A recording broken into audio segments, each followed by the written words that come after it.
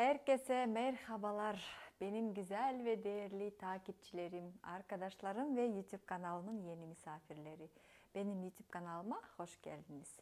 Evet, bugün yine çok sağlıklı, mucizeli bir tarif paylaşacağım sizlerle. Biberiye. Biberiye çok mu faydalı? Evet, muhteşem faydalı bir bitkidir. Hem saç olsun, cilt olsun, sağlık olsun, vücut olsun ve eklem, aynı zamanda da varisli damarlar olsun. Hepsine faydası olan çok sağlıklı, çok faydalı bitki.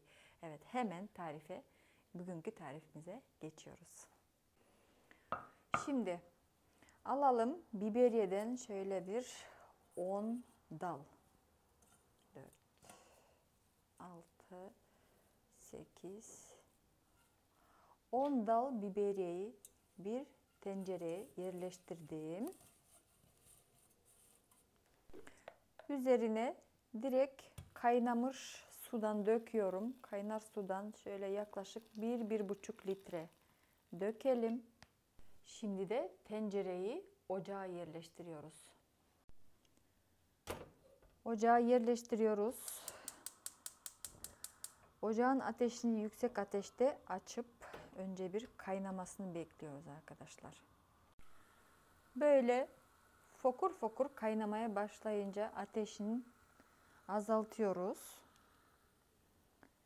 Kısık ateşte yaklaşık 6-7 dakika kaynatalım.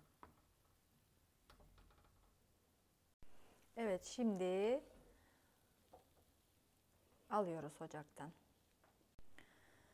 Biberiyeyi şimdi suyuyla birlikte, otuyla birlikte ben bir leğene aktarıyorum. Üzerine bir de soğuk sudan ekliyorum. Yani ısı seviyesi biraz daha sıcak, biraz daha ekleyeceğim. Suyun ısı seviyesini vücudumuz dayanabilecek kadar yapıyoruz. Evet, ayarlıyoruz. Şimdi buraya arkadaşlar kaya tuzu, şöyle iri tuzundan, deniz tuzundan ekliyorum ben. Deniz tuzu çok ama çok faydalıdır. Ve bir de buraya arkadaşlar elma sirkesi. Elma sirkesi zaten müthiş bir faydalı sirkedir arkadaşlar. Elma sirkesinden de yarım su bardağı, yani 100 mililitre ekliyoruz. Tuzdan da, deniz tuzundan da 100 gram ekledik. Şimdi güzelce karıştırıyoruz. Şimdi de bu suya ayaklarımızı yerleştiriyoruz arkadaşlar. Böyle bir ayak banyosu yapıyoruz. O kadar güzel ki. Ayaklarımızdaki oluşan sağlık zaten ayaklarımızdan başlıyor. Bu ayak banyosunu herkes yapmalı. Yani ne ile faydası var? Bu ayak banyosu ayaktaki tırnaklarda ve öncelikle parmaklar arasında oluşan mantarlar olsun, mikroorganizmalar olsun, bunları yok ediyor. Aynı zamanda da ödem attırıyor. Yani ayaklardaki şişkinlikler olsun, bunları gideriyor ve varisli damarlara çok iyi geliyor. Aynı zamanda da kemik çıkıntıları oluyor ya, şu eklemlerde urit asit toplanıyor. O yüzden de kemik çıkıntıları oluyor. Çok ama çok iyi geliyor arkadaşlar. Bunu ayaklarınızı bu şekilde yerleştirip, ay şu anda o kadar rahatlıyor ki ayaklarım. Yaklaşık yarım saat bekletelim. Yarım saat geçtikten sonra ayaklarımızı çıkartıyoruz ve normal suyla duruluyoruz. İsterseniz durulamak istemezseniz durulamasanız da olur aslında. Alıp bir havluyla ayaklarımızı siliyoruz ve çoraplarımızı giyiyoruz. Bu şekilde ayaklarınıza bakım yapınız arkadaşlar. Tırnaklarınız da çok güzel olacak. Ayaklarınız da çok güzel olacak. Varisi damarlara da iyi gelir ve ayaktaki oluşan şişkinliklere de çok iyi gelir. Evet arkadaşlar, ayak banyomuzu yaptık. Gerçekten çok faydasını göreceksiniz. Bunu yapın. Haftada 2 veya 3 kez ayak banyosunu bu şekilde yaparsanız tüm vücudunuzdaki sağlığınız çok iyileşmeye başladığını hissedersiniz. Bana yorumlar kısmında mutlaka dönüş yapın. Sizlerden rica ediyorum. Evet arkadaşlar, şimdi ne yapıyoruz? Şimdi bir muhteşem merhem hazırlayacağım. Evet, hemen sonraki tarife geçiyoruz. Şimdi tekrardan alıyoruz şöyle bir 5 dal biberiye. Biberiyemizi direkt tencereye alalım. Şöyle tersine doğru kopararak biberiyenin yapraklarını tencereye alalım. Biberiyenin faydası gerçekten mucizevidir. Böyle Allah'ım yaratmış bize bitkileri, biz de kullanalım arkadaşlar. Bir de buraya ben defne yaprağı ekleyeceğim. Defne yaprağından şöyle 6-7 tane ekliyoruz. Ben defne yaprağının tazesini bulduğum için tazesini kullanıyorum arkadaşlar. Sizler de tabii ki de tazesini bulamazsanız, her yerde bulunmuyor. Tabii ki de kurutulmuşunu kullanabilirsiniz. Evet, 6-7 defne yaprağını da tencereye ekliyoruz.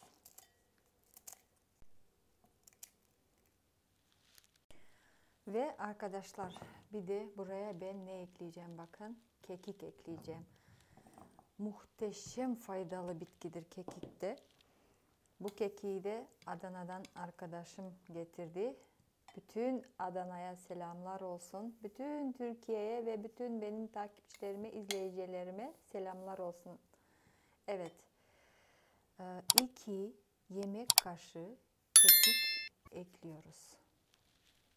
Ve şimdi buraya üzerine yaklaşık 200 mililitre saf zeytinyağından ekleyelim. Ve bu yağ, merhemin içine ben bir de şia yağından ekleyeceğim. Arkadaşlar, şia yağı gerçekten hücreleri yenilemekte muhteşem bir yağdır. Şia yağından şöyle dolu suyla 1 çay kaşığı ekliyorum. Şia yağını bütün aktarlarda bulabilirsiniz. Her yerde bulunan malzemedir bu da. Şimdi tencereyi alıp ocağa yerleştiriyoruz. Ocağın ateşini çok kısık ateşte açıyorum arkadaşlar. Çok kısık ayarda tencereye yerleştiriyorum ve yağın ısınmasını bekliyorum. Yağımız ısınmaya başlayınca arkadaşlar şöyle arada sırada karıştıralım ve 6-7 dakika kısık ateşte, yani içindeki bitkileri bu zeytinyağında ve şia yağında kavurmuş olacağız. Yani çok ısıyla alacağız bu özünü.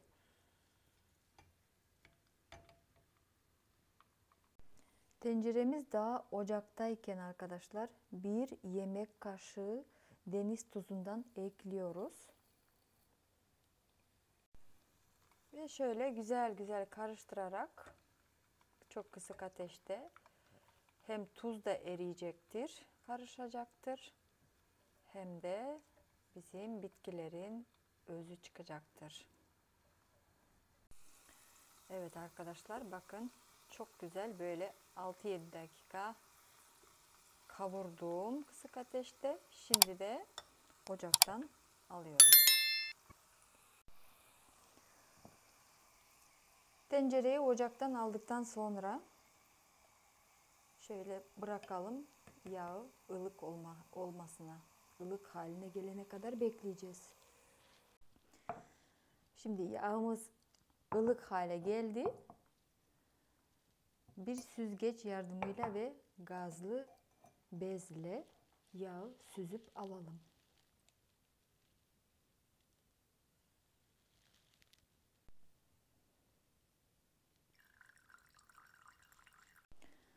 Şimdi yağımız hemen kullanıma hazırdır arkadaşlar. Hemen kullanabiliriz.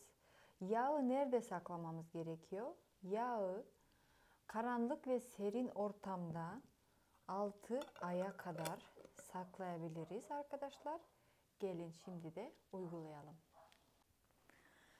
Bu mucizevi yağımızı nasıl uygulayacağız?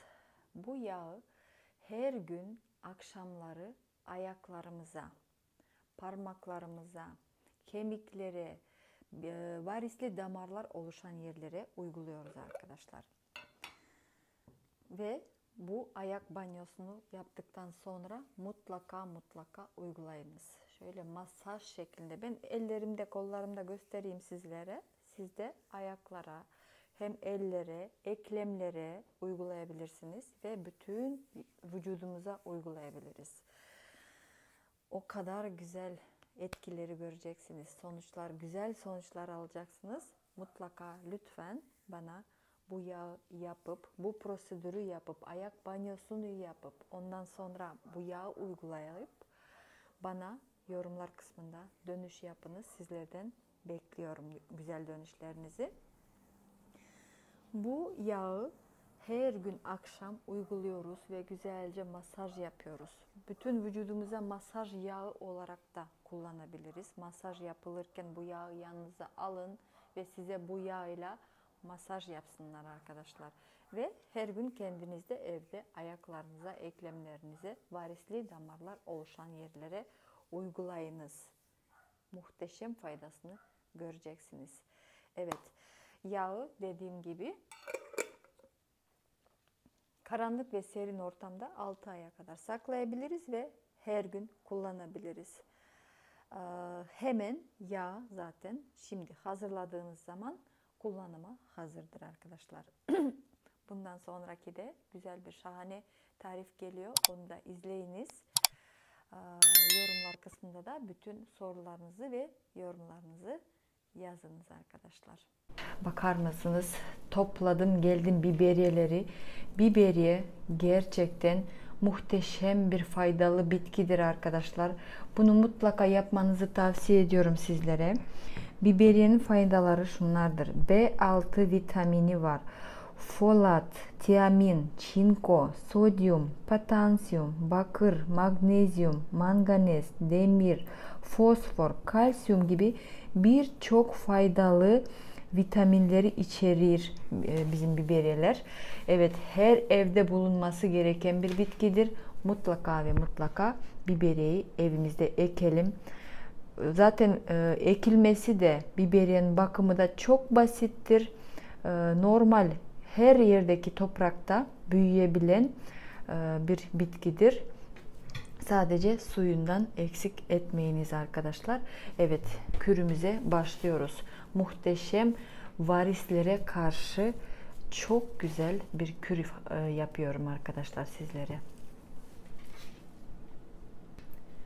Biberiyelerimizi tabii ki de önceden duruluyoruz. Ondan sonra kurutuyoruz. Kuru olması gerekiyor. Şimdi alıyorum ben.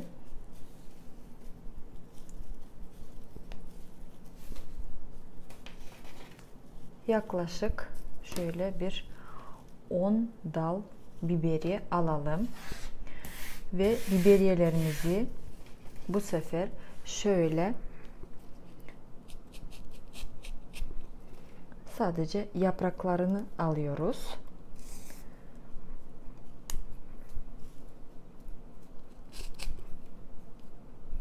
Şöyle ters sıyırdığımızda yapraklar kolaylıkla ayrılıyor sapından.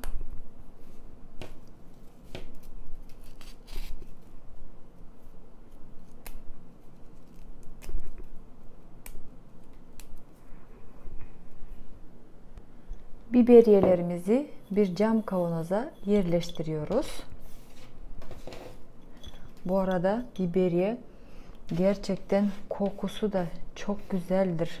Biberiyenin yemeklerde mutlaka kullanalım, salatalarda mutlaka kullanalım. Çok ama çok faydalı bir bitkidir arkadaşlar. Evet, yerleştirdim şöyle bir cam kavanoza. Ve arkadaşlar, bu bizim en sevdiğimiz şifalı bitki defne yaprağı. Kurutulmuş defne yaprağından alıyoruz yaklaşık 10 yaprak ve alıp baharat öğütücümüzde öğütüp ufak ufak hale getiriyoruz arkadaşlar. Baharat öğütücünüz yoksa da şöyle parçalayarak da tabii ki de ekleyebiliriz arkadaşlar. Şöyle ufak ufak parçalarız, ekleriz. Böyle de olur. Ben öğütücüden öğütmeyi tercih ediyorum.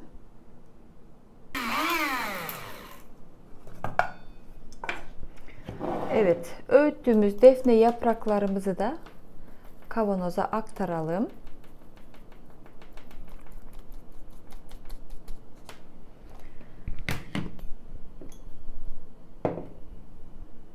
Ve tam tamına 200 mililitre arkadaşlar sızma zeytinyağı ekliyorum. Bu kürü gerçekten kullanınız, muhteşem sonuçlar alırsınız. Varisli damarlar için muhteşem bir çözümdür. Evde kendiniz doğal bitkilerden bu şekilde faydalı yağ hazırlayıp uygulayabilirsiniz arkadaşlar ve muhteşem bir şekilde varislere, eklem ağrılarına çok faydalıdır. Aynı zamanda da yüksek derecede antioksidan ve antibakteriyel bir yağ olacaktır. Bir tencereyi alıyoruz. Tenceremize ufak bir küçük havlu yerleştiriyoruz. Kavanozumuzu yerleştiriyoruz. Tenceremize kavanozun yarısına kadar gelecek kadar su dökelim arkadaşlar. Ve şimdi biz bunu kısık ateşte kaynatmaya başlıyoruz. Evet arkadaşlar, tenceremizi ocağa koyalım ve suyunu yarım saat çok kısık ateşte kaynatalım arkadaşlar. Suyu kaynayacak, yağ da ısınacak ve bu ısıyla biberiye ile defne yaprağının özü yağa karışacak ve muhteşem bir yağ alacağız arkadaşlar. Evet arkadaşlar, yağımızı yarım saat güzelce ısıttık. Şimdi alıyoruz. Öncelikle bir güzel şekilde karıştıralım. Zeytinyağıyla, defne yaprağıyla biberiye güzel bir şekilde karışsın.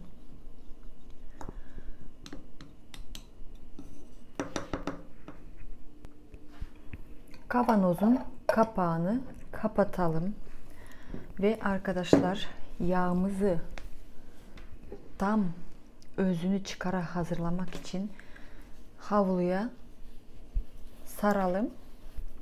Karanlık ortam yaratalım ve bu kavanozumuzu, bu yağımızı bu şekilde 10 gün daha karanlık ortamda, mutfak dolabında, serin yerde bekletelim arkadaşlar. 10 gün sonra hazır olacaktır. Beklerken her gün açalım havluyu ve yağımızı alıp bu şekilde karıştırıp ondan sonra tekrar şöyle kapağını açıp kapatıp tekrar havluya sarıp yağımızı bu şekilde bekletip hazırlayalım. Gerçekten muhteşem bir yağdır. Çok ama çok faydalıdır arkadaşlar. Bunu bu şekilde yapınız ve varizli damarlara veda ediniz arkadaşlar. Şimdi de gelelim kullanımına. Şimdi 10 gün Tuttuktan sonra karanlık serin ortamda yağımızı alıyoruz ve kullanmasına geçiyoruz. Tabii ki de yağımızı bir süzgeç yardımıyla süzüp alacağız ve sadece sıvı yağ oluşacak arkadaşlar. O oluşan sıvı yağı süzüp aldıktan sonra yine karanlık ortamda serin mutfak dolabında bekletebiliriz, saklayabiliriz arkadaşlar. Raf ömrü 1 seneye kadar saklayabiliriz bu yağımızı. Ve kullanırken de arkadaşlar alalım yağımızdan.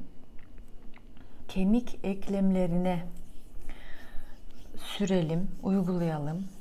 Yağ zaten çok hafiflenmiş bir yağ olacaktır ve hemen sinip gidecektir. Kemik eklemlerine, diz ağrılarına çok iyi gelir. Ayaklarımıza, omuzlarımıza, dirseklerimize, bütün eklemlere uygulayalım ve aynı zamanda da arkadaşlar varis oluşan yerlere, varisli damarlara da bu yağı uygulayalım. Bir günde bir defa olarak. Bu arada yağın kokusu muhteşem bir koku oldu. Defne yaprağı da güzel kokusunu veriyor ve biberiye de muhteşem bir kokusu var. Yatıştırıcı, sakinleştirici bir yağdır. Evet arkadaşlar, bir günde bir defa akşamları uygulayalım bu yağımızı. Cildinizin onarılıp yenilendiğini de fark edersiniz. Hem cilde iyi gelir, hem varisli damarlara da iyi gelir, hem kemik eklemlerin ağrılarına da iyi gelir. Gerçekten muhteşem bir yağ olacaktır. Evet, kullanmasında ne kadar kullanacağımız derseniz istediğiniz kadar kullanabilirsiniz arkadaşlar. Ta varisler, eklemler iyileşene kadar, ağrılar geçene kadar zaten birinci haftada bile fark edersiniz varislerin iyileşmeye başladığında. Damarların duvarlarını güçlendirir bu yağ ve eklem kireçlenmesine de iyi gelir. Eklemlerin çalışmasına, iyi çalışmasına yardımcı olur. Gerçekten muhteşem bir yağdır. Evinizde bulundurun böyle bir şifalı yağ ve hep kullanın arkadaşlar. Evet, sorularınızı yine yorumlarda yazabilirsiniz. Sizlerle yeni videolarda görüşmek üzere diyorum. Kendinize iyi bakınız. Bay bay arkadaşlar.